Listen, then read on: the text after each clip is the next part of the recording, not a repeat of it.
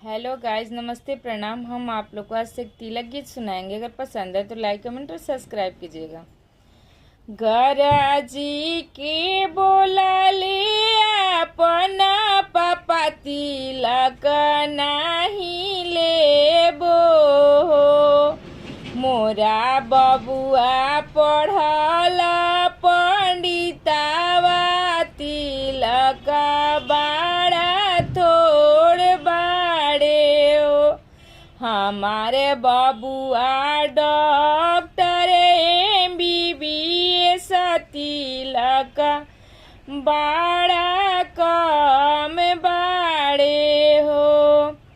गराजी के बोला ले अपना चाचा तिलक नाही लेबो, मोरा बबुआ सर्जन डॉक्टर तिलक बाड़ा कम बाड़े हो।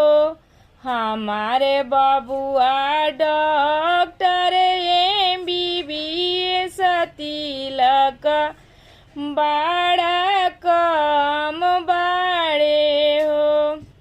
गराजी की बोला ले अपना भैया करवा नाही लेबो, ई करवा बाबू जोगी नाही करवा हम ना लेबो।